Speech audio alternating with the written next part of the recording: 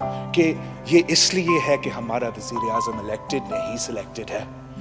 आपका foreign policy बुज़दिलाना रहा है, आपका फॉरेन पॉलिसी एक कठपुतली का फॉरेन पॉलिसी रहा है, आपका फॉरेन पॉलिसी पाकिस्तान की तारीख का सबसे कमजोर फॉरेन पॉलिसी रहा है।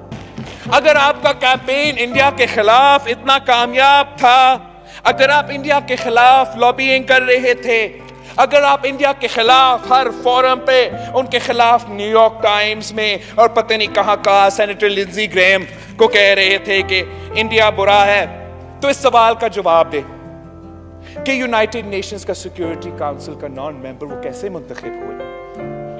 उन्होंने 184 वोट्स लिए हैं आउट ऑफ 192। ये है आपका कामयाबी कि भारत को 184 वोट्स, 184 ममालिक उनको वोट देने को तैयार थे।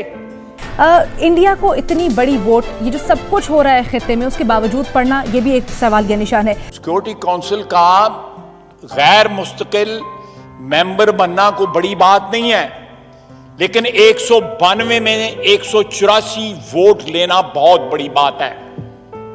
हमारे तमाम सो कॉल्ड ब्रादर मुल्क जो है उन्होंने अललान जो है उनको वोट दिया, इंडिया को वोट दिया। लोग नॉर्मली 150 या 160 या 140 45 के ऊपर इलेक्ट होते हैं, वो 184 पे इलेक्ट हुआ है। Face the reality.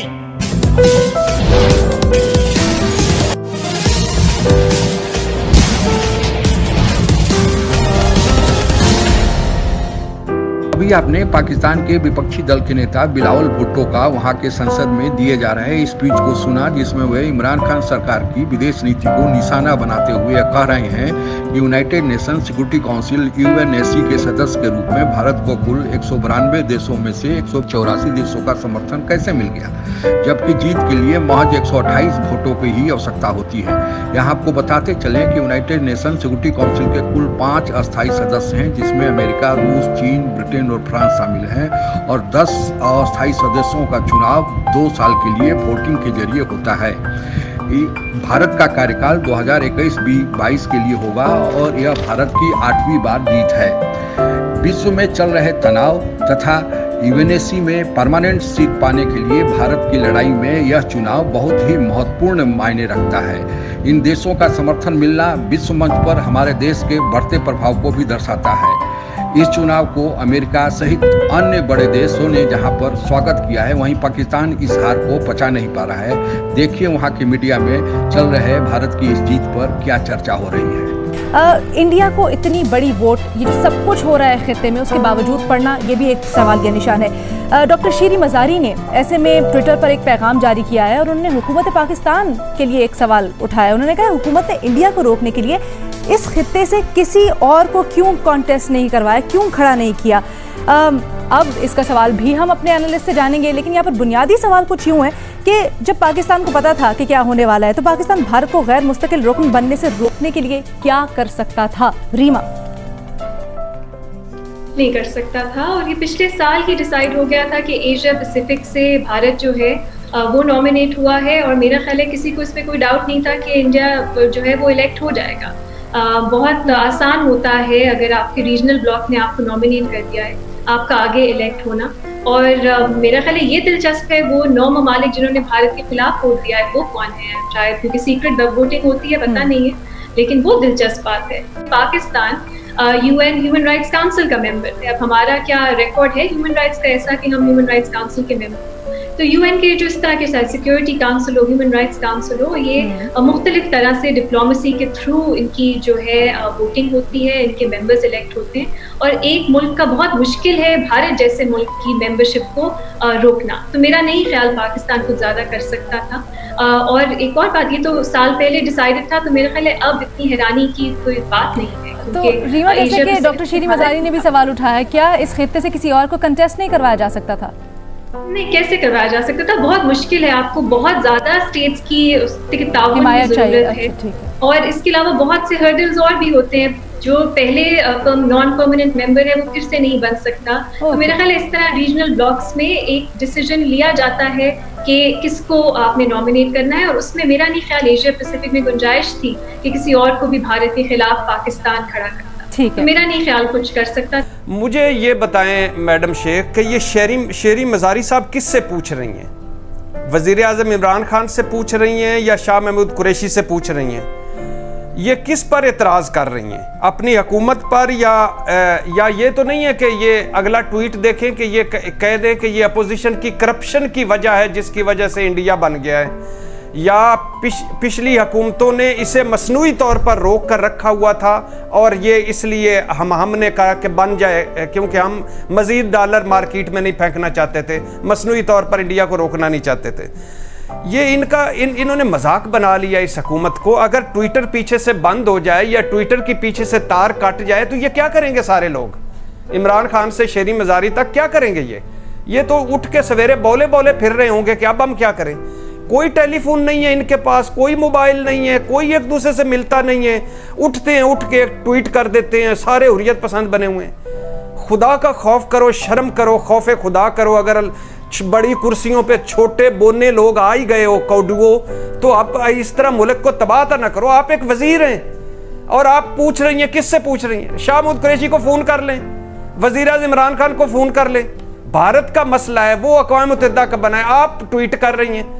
आपको फॉलोअर्स चाहिए तो मैं फॉलोअर्स ले देता हूं ट्विटर पे, और आपको 1 मिलियन आपका कर देता हूं। कुछ अगर आपने कुछ और करना है तो वो भी कर लेते हैं। अगर आपको ट्वीट के दौरे पड़ते हैं तो मुझे ट्वीट कर दिया करें रोजाना, मैं आपको ट्वीट करूंगा, आप मुझे ट्वीट करें, लेकिन इन चीजों पे तो ना करें खुदा के लिए।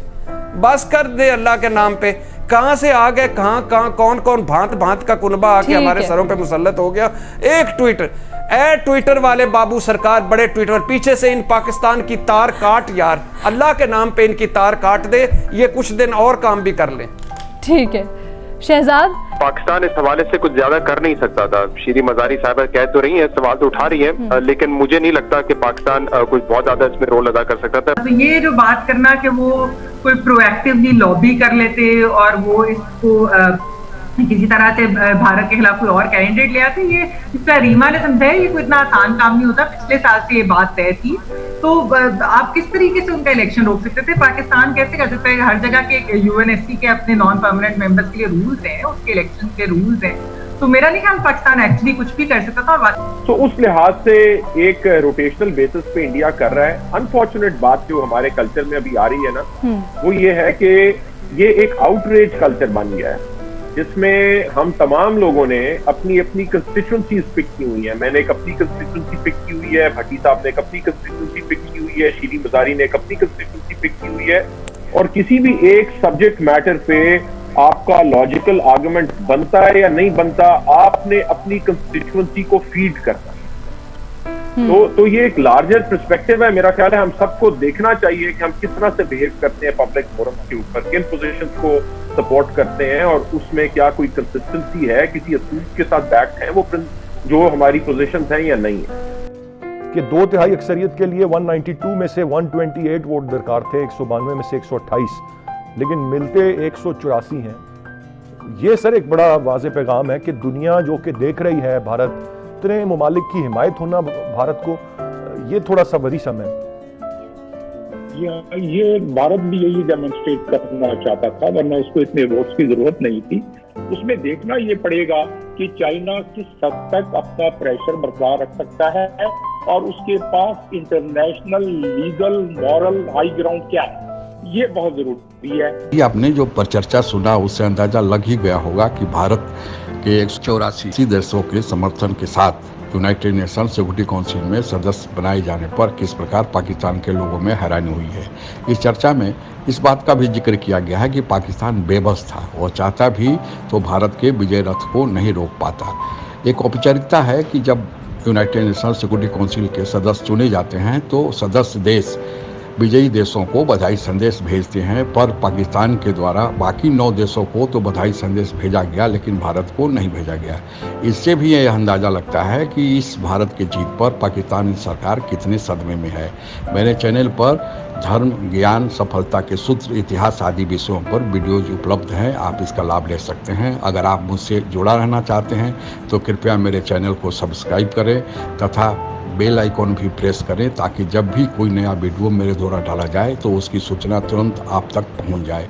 धन्यवाद। जय हिंद।